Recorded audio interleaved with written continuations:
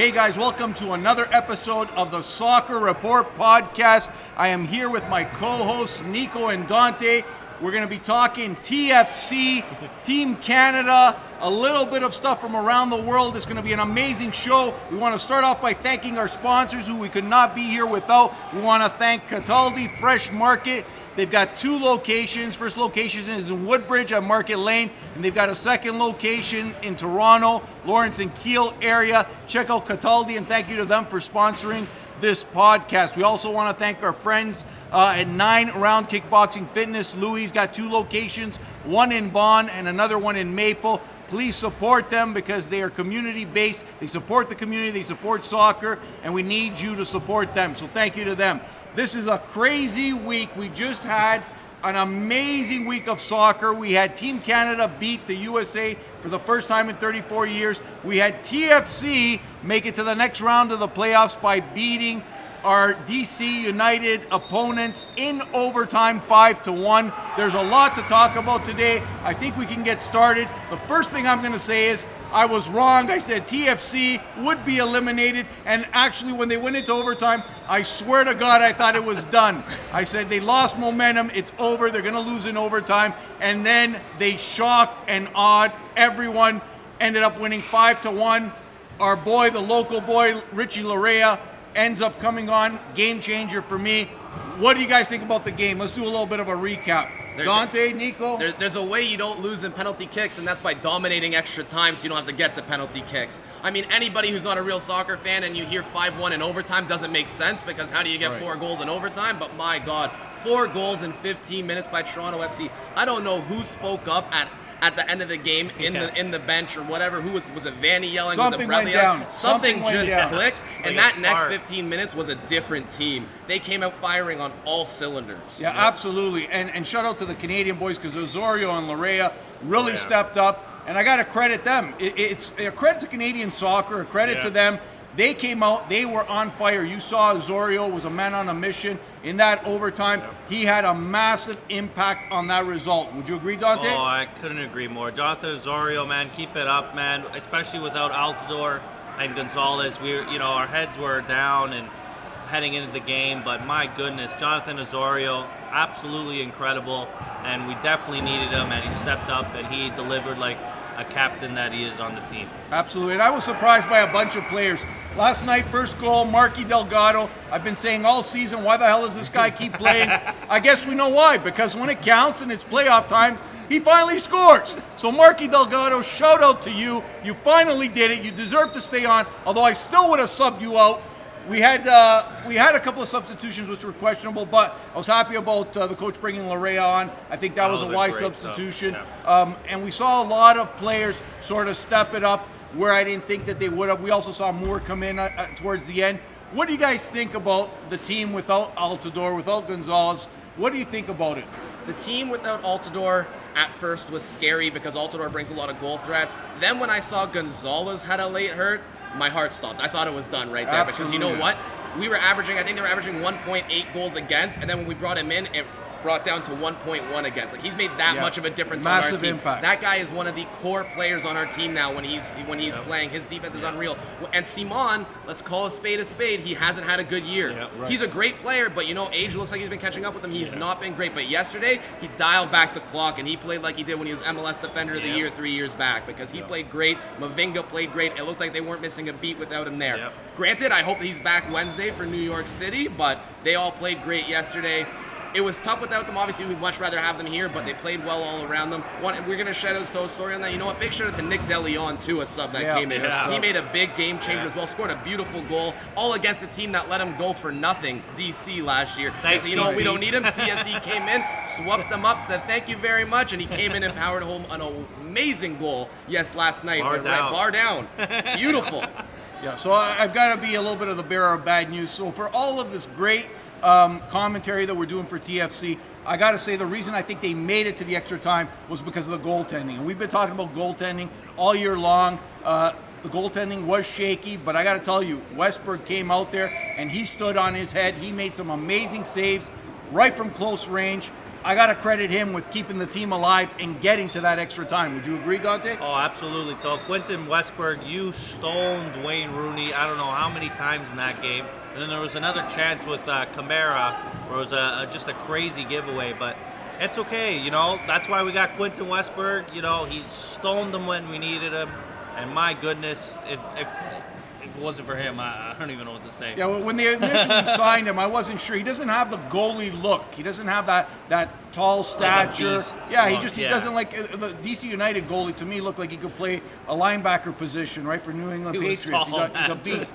But Westberg doesn't have that stature, right? But he definitely had the agility and the perceptional skills to stay on his line. He remained cool and calm, and he was able to make some amazing, incredible saves. Yeah, right? no, Westberg played out of his mind. He played fantastic. He stood on his head between the posts, and that's what you need. You know, everyone always talks about in hockey, you can go as far in the playoffs as long as your goalie gets hot. If Westberg's starting to get hot now, watch out. Perfect timing, Especially for New York. Absolutely. Let's talk a little bit about Wayne Rooney, because it was probably his last game. And no, definitely was his last game in the MLS. He's moving back to England next year. I did not see the Wayne Rooney of old. The old Wayne Rooney, pissed blood and vinegar. Like, this guy was a beast on the field. I watched him play live when he was with Manchester United, and literally I'd have to say he was probably one of the best players of that era, of the Manchester United era. Like, after David Beckham, there's so many great players that came out of Manchester United, but I would definitely say Wayne Rooney was one of them. He's up there.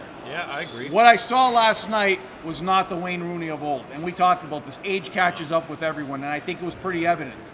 Derby County is really regretting making him a player and a coach. They're hoping maybe we could just settle for coach, because he better be comfortable subbing his own ass out, because he does not deserve to play on the pitch with these boys anymore. Yeah, he walked for 90 minutes last week. He walked. He looked tired. He was a non-difference maker. Like, you know what? In my opinion, he was the player of the match for TFC, because we were all so worried about Wayne Rooney, and he did nothing. He flubbed 2 easy chances. Chances that most players score, flubbed them, and then he played left back for half the game and did too much. Which was completely insane, because even a Wayne Rooney not at 100%, I still think with the ball is a threat. Yeah, 100%. And we saw that yesterday. He didn't score, but he had the opportunities. So why would he go back and play defense? Made no sense whatsoever, unless he was just tired or he was hurt or something was up. It did not benefit DC United at all, and I did not think that he should have been there. He absolutely should not have been there. If I were the coach, I would not have had him there. So how do you tell him when he's his own coach next year? Yeah, he's going to play where he wants, he's got the role at Derby next year. So yeah, it'll be interesting to see. But a sad way to see a player like that leave the MLS. I thought he was going to give it his all. He wanted to make a real playoff run. I expected a different Wayne Rooney. I was really disappointed.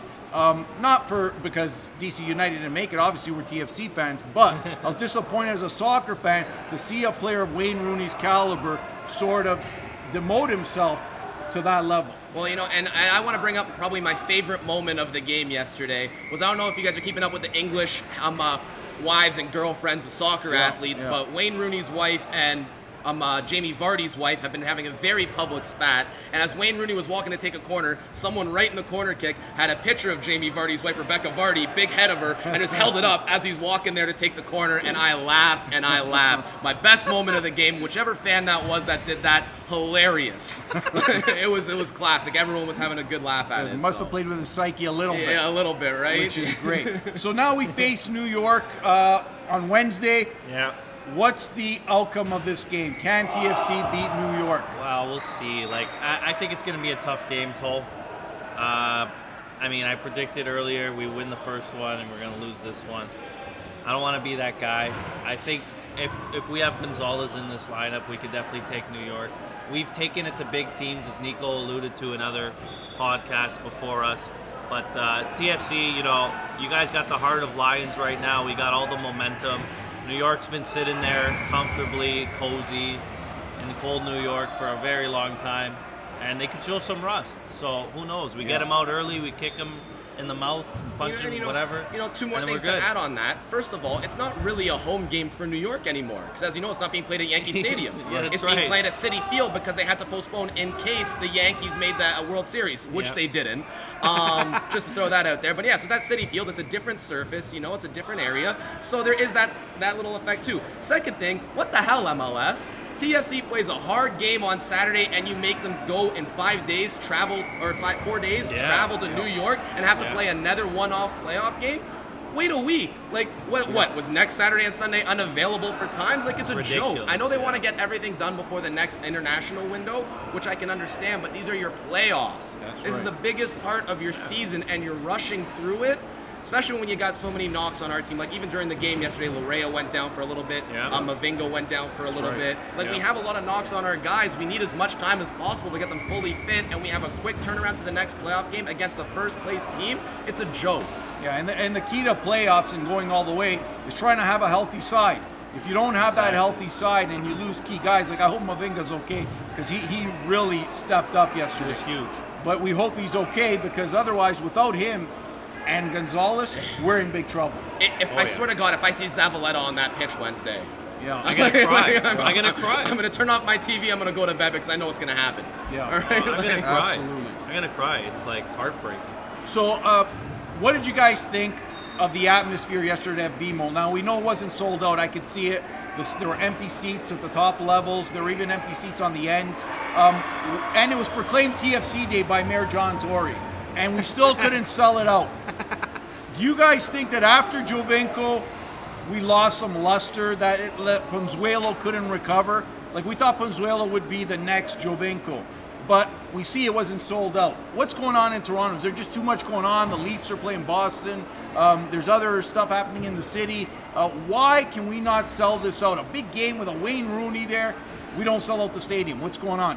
Toronto made BMO too big, I think. 35,000 seats for a local soccer. It is what it is. It's a local soccer team. MLS isn't as big as it could be. 35,000 seats to sell out for a soccer game, that's going to be tough to do, Look at the Argos in there. They barely get 10,000, right? And no one's really talking about the CFL have a chance of succeeding.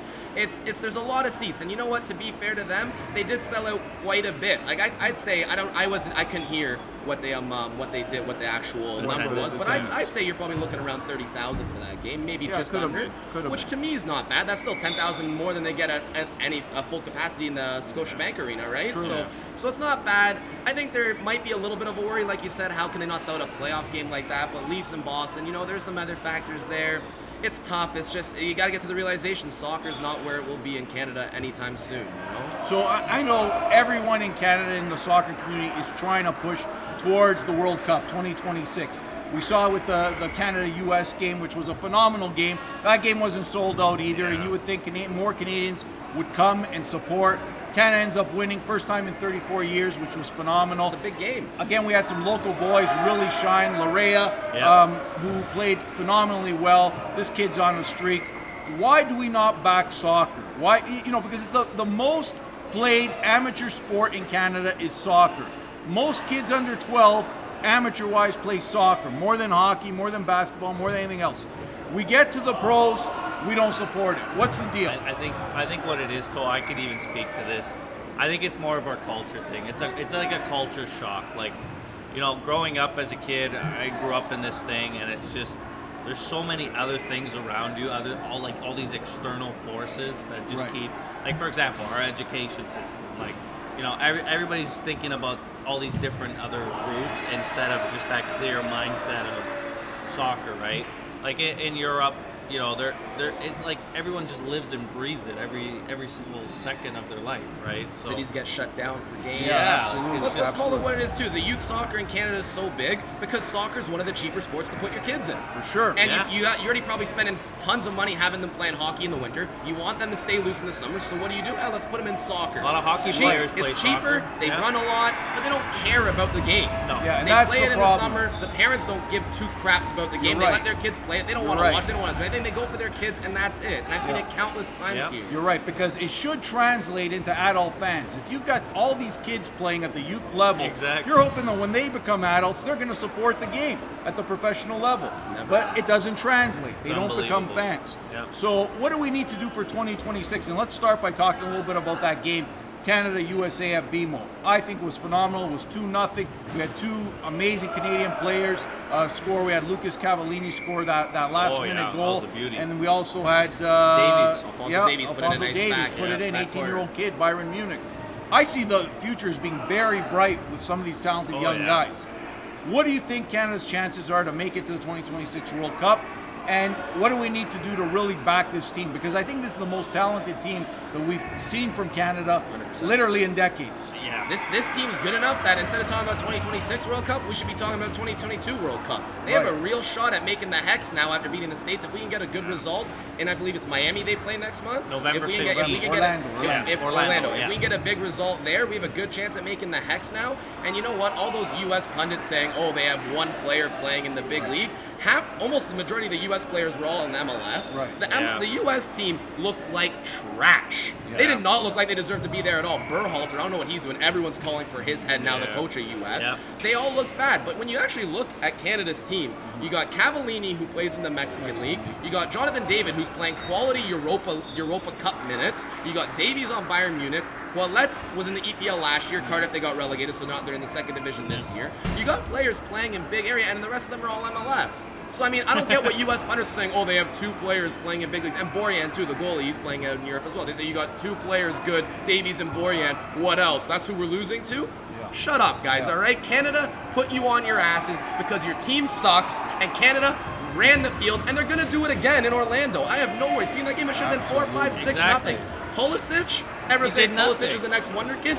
Davies ran circles around that guy. Are you kidding me? Exactly. Yeah, And then he had to get subbed off.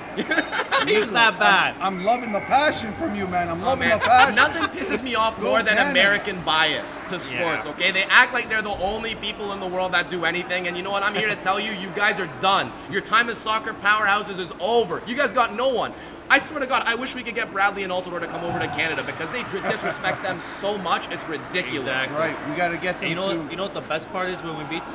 It was on ESPN. Yeah, right there. Yeah, absolutely. And you know what? I think you're right. They're going to struggle. U.S. is in real trouble right now. And if they can't get their shit together, they're going to be in trouble moving forward. So I totally agree with you. And props to you, bro. I love the anger. It's like coming out. It's the real NIKO's coming out. I've been going at Twitter all weekend with people in the States talking about how bad Canada is and how U.S. should deserve to lose to them. Please, they didn't lose to us, right? USA didn't lose to Canada. No. Canada beat USA. Absolutely. Yeah, exactly. it was a clear, superior match by the Canadians. Well deserved. Technically, tactically, well-deserved win. I hope that they can do it again in Orlando on the away game. So we'll see what happens.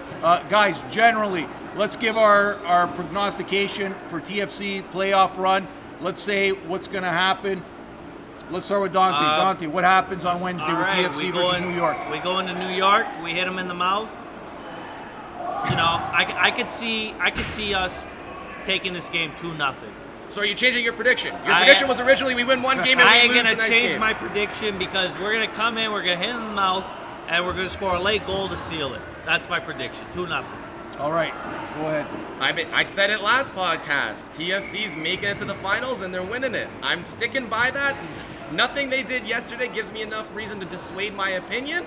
They proved it. I mean, sure, they looked shaky in the first 90, but after in that first 15 minutes, 4 goals. If that team shows up on Wednesday, we're beating New York. That team shows up any day, we're winning any single game we play. So I'm sticking with my prediction. They're going all the way. Yeah, I got to agree with you. If they show up the way that they did in extra time, they will definitely beat New York. But in regular time, Westberg saved their ass. If it wasn't for him, they would have been done.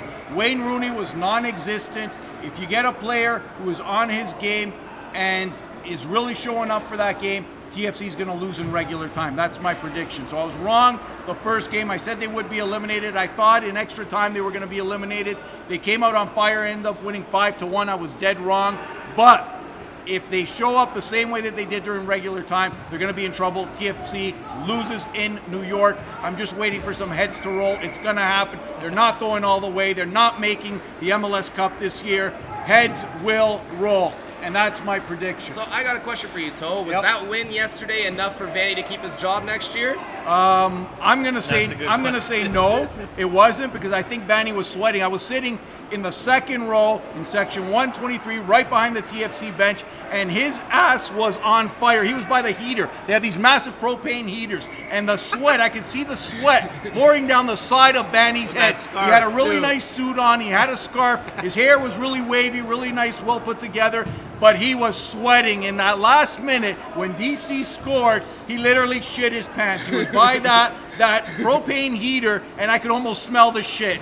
It was just unbelievable. So I thought that in extra time they were done. So I'm going to say that they will be done in New York. It's sad to say, Vanny, your time is coming to an end. You made it by basically a hair. So get ready. Next game could be your last one. We'll see what happens. Although I do wish TFC the best of luck. I hope they make it because they got some phenomenal young players, especially guys like Larea. I know he's going to play Delgado, but I'd like to see some other guys start.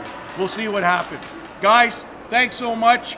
This was an amazing episode. Again, let's thank our sponsors, Cataldi Fresh Market, 2 locations, one in Woodbridge, one in Toronto. We also have Louis from 9 Round Fitness Kickboxing. Support him. 1 location in Vaughan, 1 in Maple. We will see you next week when we talk about what happens with TFC in New York and if Vanny hits the chopping block. Thanks, guys. We'll see you then.